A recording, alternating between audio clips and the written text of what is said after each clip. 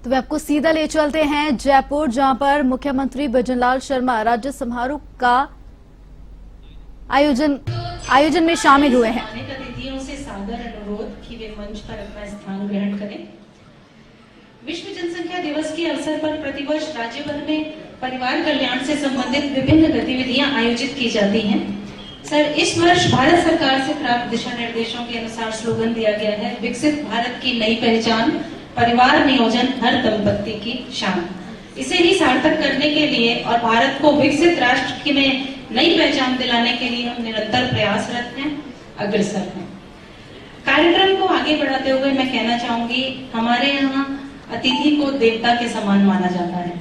अतिथि देवो भव हमारी संस्कृति है। इसलिए कार्यक्रम का विधिवत प्रारंभ करने से पूर्व हमारी संस्कृति के अनुसार हमारे मुख्य अतिथि माननीय मुख्यमंत्री महोदय के स्वागत के लिए माननीय चिकित्सा मंत्री जी से अनुरोध है कि वे शॉल एवं पुष्प गुच्छ देकर कार्यक्रम में माननीय मुख्यमंत्री महोदय का स्वागत करें। माननीय चिकित्सा मंत्री महोदय माननीय मुख्यमंत्री महोदय का स्वागत करते हुए तालियां थोड़ी जोर से बजनी चाहिए।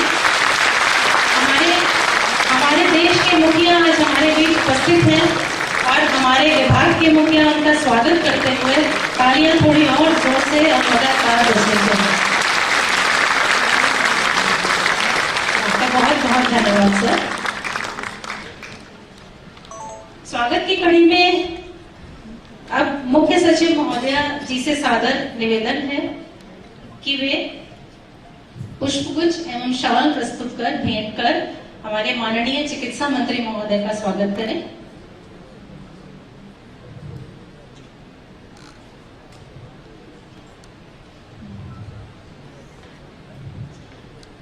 अतिरिक्त मुख्य सचिव महोदया माननीय चिकित्सा मंत्री महोदय का स्वागत करते हुए और मिशन निदेशक महोदय उन्हें शॉल भेंट करते हुए जोरदार तालियों से आपका कार्यक्रम में स्वागत है। हम आपकी उपस्थिति से बहुत आनंदित हैं, बहुत हर्षित हैं। बहुत बहुत धन्यवाद। मिशन निदेशक महोदय से अनुरोध कि वे पुष्पगुच्छ प्रस्तुत करके अतिरिक्त मुख्य सचिव महोदया का स्वागत करें।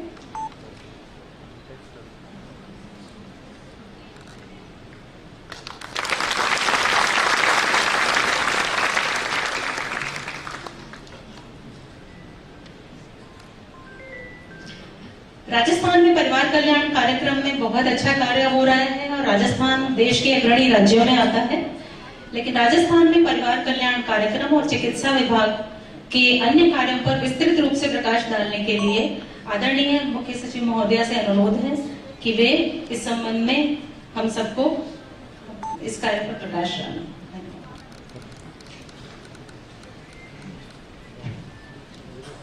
विश्व जनसंख्या दिवस के अवसर पर आयोजित राज्य स्तरीय सम्मान समारोह के मुख्य अतिथि एवं प्रदेश के माननीय मुख्यमंत्री जी श्री भजनलाल शर्मा जी, कार्यक्रम की अध्यक्षता कर रहे चिकित्सा एवं स्वास्थ्य मंत्री श्री गजेंद्र सिंह खींवसर जी, मंच पर आसीन मेरे सहयोगी मिशन निदेशक doctor Jitendra Soni, director RCH doctor Sunit Ranawat, सभागार में उपस्थित वरिष्ठ अधिकारीगण, जिला कलेक्टर्स, डॉक्टर्स, SMS से पधारे अधीक्षक, जनप्रतिनिधिगण, NGOs और मीडिया के सभी साथी, आज के इस राज्य स्तरीय सम्मान समारोह में मैं हार्दिक स्वागत करती हूँ, अभिनंदन करती हूँ। हम बहुत ही अनुग्रहित हैं माननीय मुख्यमंत्री महोदय के, जो कि बजट सत्र की अति व्यवस्था के चलते हुए भी उन्होंने इस कार्यक्रम के लिए अपना समय हमें दिया है और यहाँ पधार कर हमें अनुग्रहित किया है। सर, जब से आपने प्रदेश की बागडोर ली है सर, हम देख रहे हैं कि आपका चिकित्सा एवं स्वास्थ्य क्षेत्र के प्रति बहुत ही गहरा लगाव है सर, और आपके नेतृत्व और निर्देशन में ही पिछले 6-7 माह में यह विभाग अपना कार्य कर रहा है। जो 100 दिवसीय कार्य योजना थी सर, उसमें हमने आपके निर्देश पर आयुष्मान आरोग्य मंदिर की जो व्यवस्था थी उसको सुदृढ़ीकरण किया। वहां केवल 7 सेवाएं ही उपलब्ध हो रही थी, उनको बढ़ाकर हमने, जो भारत सरकार का मंतव्य है उसके अनुरूप, हमने 12 सेवाएं देनी शुरू की। जो सीफू में भर्ती रुकी हुई थी सर, 8 भर्तियां थी, उनमें से 6 भर्तियों को हमने आगे बढ़ाया है और वो सिर्फ आपके मार्गदर्शन और समर्थन की वजह से ही हो पाए सर। जिलों में हमने सभी जिलों में बुजुर्ग सेवा के लिए रामाश्रय शुरू किए हैं, मेंटल हेल्थ प्रोग्राम को बल दिया है। और सबसे बड़ी बात सर जो आपने हमें सिखाया कि स्वास्थ्य की जो सेवाएं हैं वह रोगी, हम सबको उनमें समझना पड़ता है, सोचना पड़ता है, अभियान हाथ में लेने पड़ते हैं। इसी तरह का स्वच्छता अभियान आपने देखा होगा, नदी सफाई का अभियान आपने देखा होगा, और अभी आप देख रहे हैं एक पेड़ मां के नाम।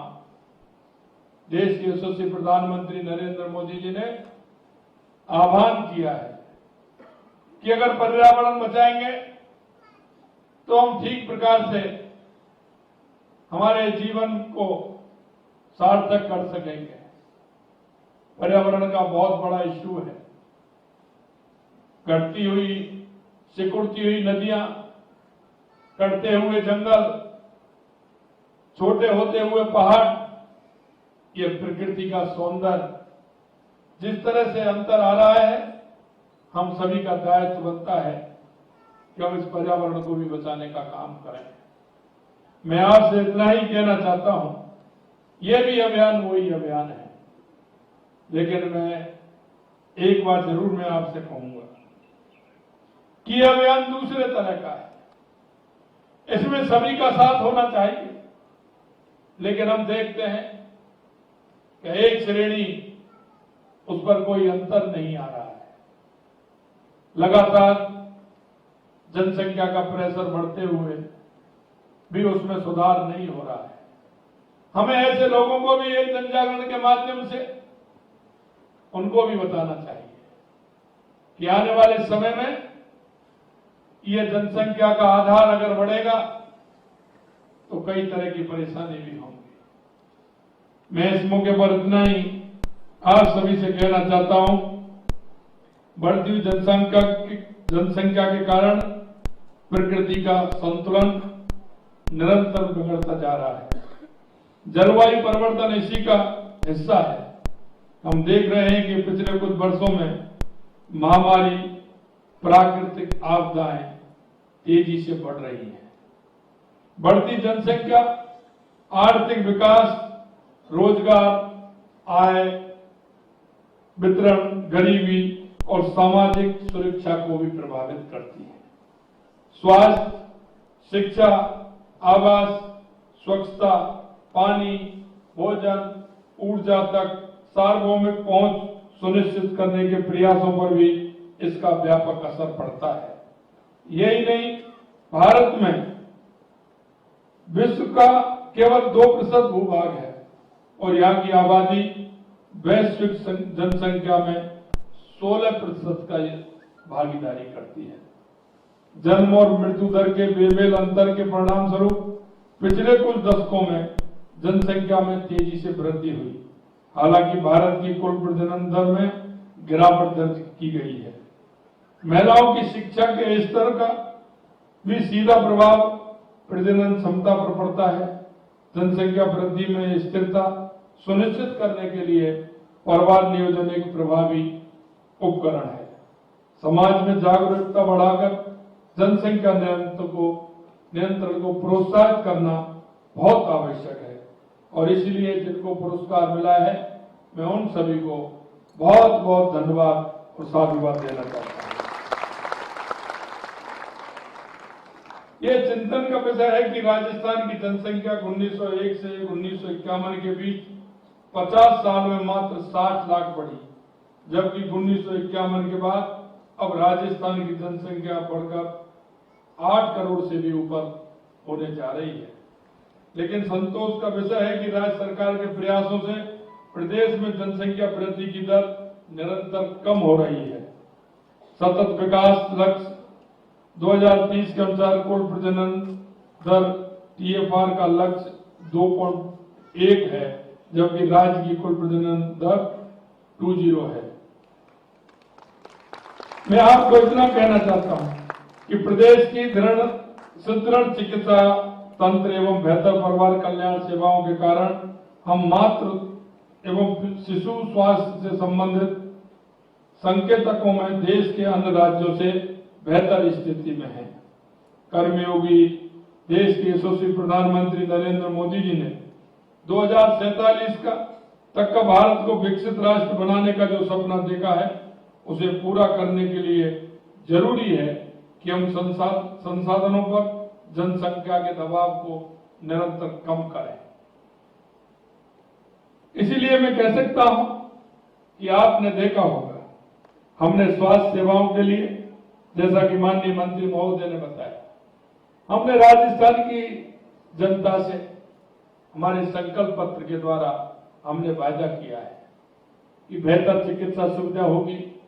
हमने ये भी कहा है कि नीचे तक उसको किस तरह से हम ले जा सकते हैं और हम आगे उसमें क्या कर सकते हैं। इसलिए हमने आशा आईडी के माध्यम से 16 अंकों की जो आईडी हमने बनाई है, उसमें हमने ये कहा है कि हमारे मरीज का पूरा डेटा हो, जन्म से लेकर के लास्ट तक उस मरीज के पास एक कार्ड हो, और वो कार्ड हमारा बना है। और खुशी इस बात की है कि 10 दिन में, लगभग 15 दिन में, 10-12 दिन में 10 लाख कार्ड हमारे बन गए हैं। और ये इसलिए कि हम कहीं भी जाते हैं, हॉस्पिटल में जाते हैं, प्राथमिक स्वास्थ्य केंद्र से लेकर के हायर सेंटर तक वो आईडी हमारे पास होगी। उस आईडी के माध्यम से हमने कब डॉक्टर को दिखाया, हमारा चेकअप हुआ, उसमें क्या आया, क्या हमारे को परेशानी थी, पहले इसको क्या क्या बीमारी थी, अगर वो जानकारी में रहेगी तो निश्चित रूप से हमारे उस चिकित्सक को पूरी जानकारी भी मिलेगी और आगे उसके इलाज में वो ठीक प्रकार से सोच समझ करके आगे वो अपना इलाज जारी रखेगा।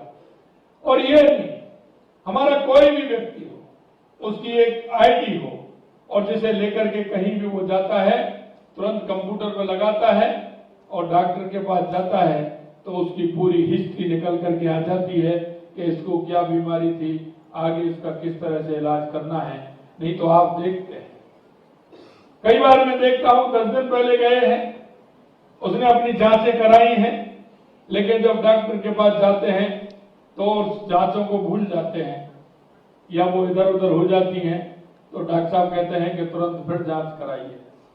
और फिर वो जांच कराने जाता है, उसका पूरा एक दिन उसमें खराब हो जाता है, क्योंकि रिपोर्ट कहते हैं कभी दोपहर बाद मिलेगी तो कभी शाम को मिलेगी।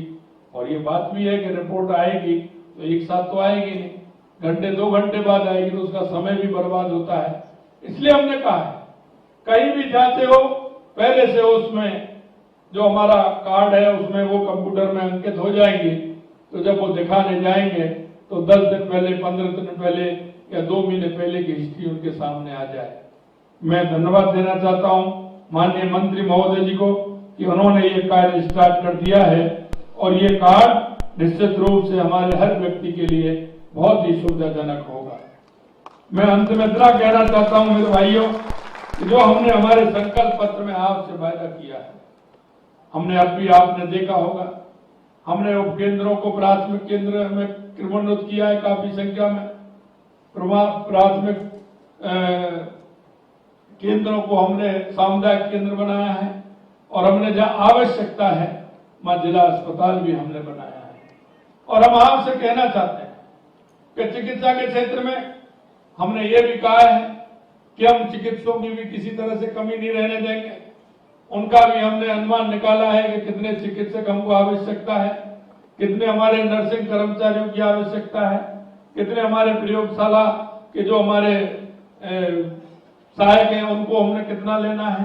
हमें हर क्षेत्र में काम करना है। और मैंने कहा माननीय मंत्री महोदय जी से कि आप चिंता मत करिए, क्योंकि बिना हाथ पैर के हम काम नहीं कर सकते। हमारा सिस्टम जब तक ठीक प्रकार से नहीं होगा तो हम उस आम व्यक्ति को उसकी सुविधा के अनुसार हम उसकी चिकित्सा नहीं कर सकते हैं। हम आपको विश्वास दिलाना चाहते हैं कि हमारा हर प्राथमिक स्वास्थ्य केंद्र, हमारा सामुदायिक स्वास्थ्य केंद्र या हमारा हॉस्पिटल पूर्ण रूप से संचालित हो। आपसे मेरा इतना ही कहना है, आप सभी क्षेत्र में काम करते हैं, हमारी संवेदनाएं हमारे हर मरीज के साथ हो। मुझे पता है कि आपकी ड्यूटी पूरी हो जाती, लेकिन कभी कभी ऐसा मरीज आ जाते हैं कि जो आप अपनी ड्यूटी को भी भूल जाते हैं। आप काम करते हैं क्योंकि हमारे ये जीवन भर का संचय होता है। हमारा जीवन भर का वो संचय होता है, लोगों के मन में एक भाव पैदा कर देता है कि वो डॉक्टर साहब ऐसे हैं कि जब भी हम जाते हैं हमें देखने के लिए आते हैं। हम उनके घर अगर 1 बजे रात को पहुंच जाते हैं तो हमें देखते हैं।